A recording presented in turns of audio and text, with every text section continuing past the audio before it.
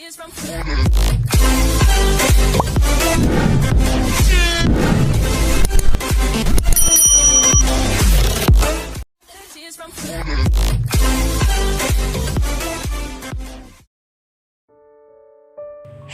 Jungle Resort.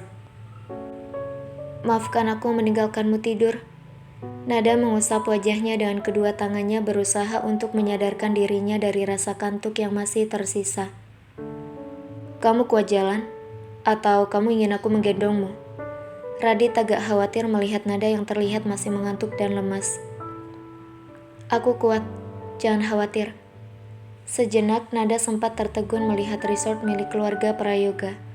Lokasinya berada di tengah hutan belantara, dengan suara khas jangkrik, udara yang sejuk, dan alam sekitar yang sangat gelap dipenuhi oleh pepohonan tinggi.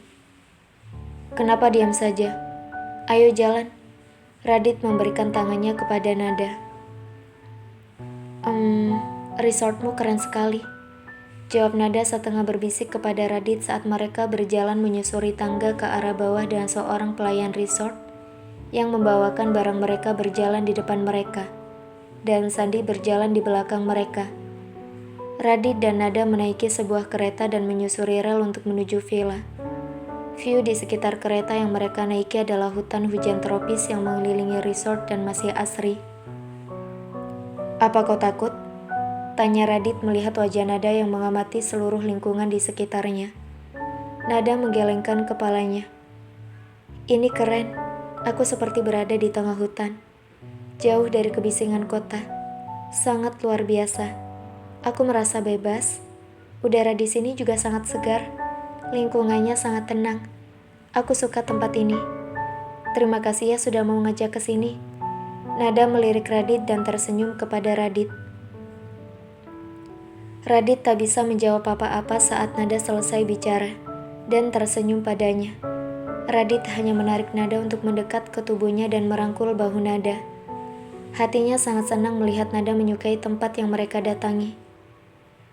Kau bilang kau sering ke Bali. Apa kau tidak menginap di resort ini? Aku tidak menginap di sini. Aku hanya menginap di sekitaran Nusa Dua atau Seminyak saja. Viola tidak suka berada di tengah hutan seperti ini. Viola sangat takut dengan hewan liar. Jadi kami memilih tempat yang memang dekat dengan beach club, jawab Radit jujur. Baguslah kalau begitu. Aku sengaja memancing dengan pertanyaan itu. Aku hanya malas saja kalau aku harus datang ke tempat di mana dia selalu datang bersama istrinya. Aku malas terus-terusan menjadi serep, gumam Nada dalam hatinya. Dan ada seutas senyum yang susah payah disembunyikan oleh Nada karena mendengar jawaban dari Radit. Kurang dari 3 menit mereka berada di atas kereta. Pelayan sudah berhenti dan menurunkan koper tepat di depan villa mereka. Sandi masuk lebih dulu ke dalam villa kemudian mengecek semuanya, dan setelah memastikan kondisinya aman bagi Radit dan Nada, barulah Sandi pamit untuk pergi ke villa di sampingnya yang berjarak kurang lebih 30 meter.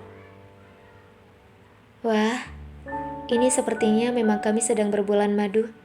Tempat tidur dengan dekorasi petal bunga, dengan handuk yang dibentuk bagaikan angsa, lalu lilin yang membentuk gambar hati di sekitaran bunga. Dan di dalam bathtub kamar mandi, sudah full dengan bunga. Cantik sekali. Aku jadi penasaran bagaimana rasanya berendam di flower bed seperti itu.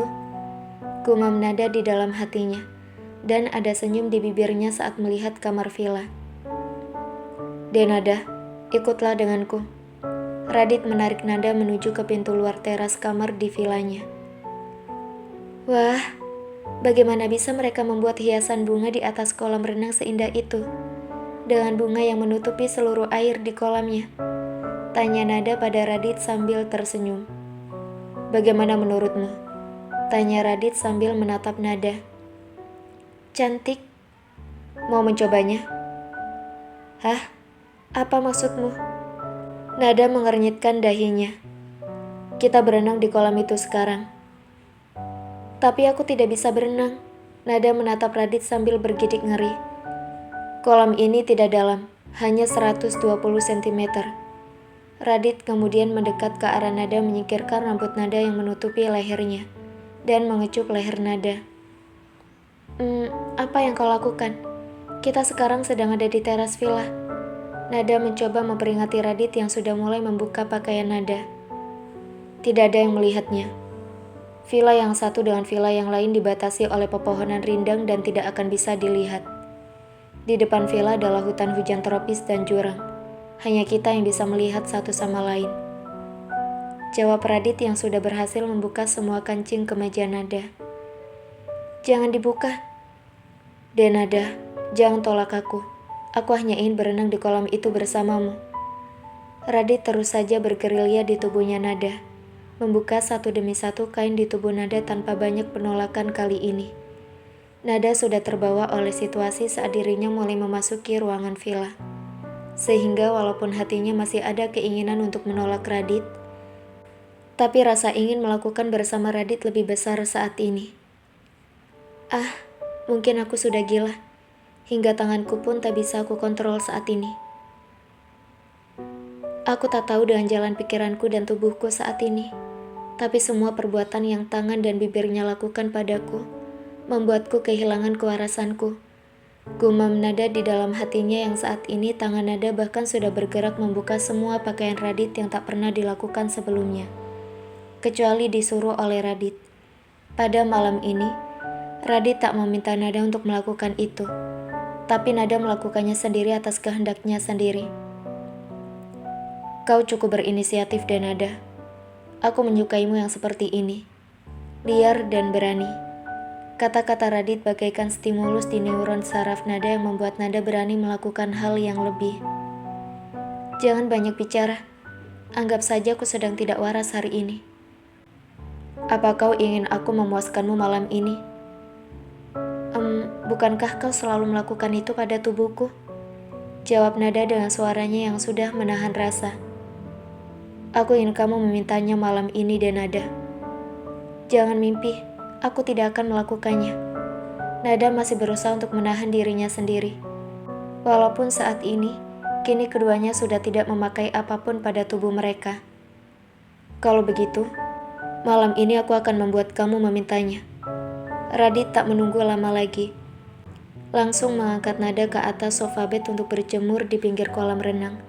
Lalu membuka kaki Nada, sehingga posisinya mirip seperti seorang wanita yang sedang melakukan proses persalinan. Dan Radit menempelkan bibirnya ke lubang milik Nada lalu menyesap di sana. Lengkingan suara kenikmatan dari Nada pun akhirnya keluar cukup kencang saat bibir Radit mulai beraksi. Untungnya dua villa masing-masing di kanan kiri Radit, isinya adalah ajudan Radit, jadi tidak akan menimbulkan masalah, karena suara lengkingannya cukup kencang untuk sampai ke villa sebelah. Setelah lubang Nada basah, tapi Nada belum keluar, Radit menarik kepalanya dari sana dan melakukan gerakan lain di bagian atas tubuh Nada tanpa pernah menyentuh lagi bagian bawahnya, yang menimbulkan rasa kekedutan ingin sesuatu dimasukkan ke dalam sana dirasakan oleh Nada. Radit juga menghentikan aktivitasnya setiap kali Nada ingin keluar, sehingga Nada tanggung, tak pernah sampai puas. Kau mempermainkanku, keluh Nada kesal. Minta padaku deh Nada. Tidak mau. Nada masih mencoba menahan. Mau kemana tanganmu? Aku tidak mengizinkanmu untuk menyentuh milikmu di bawah sana. Tapi kalau tidak aku pegang rasanya aku tidak tahan. Protes Nada kepada Radit. Mintalah padaku deh Nada. Aku akan memuaskanmu kalau kamu meminta padaku.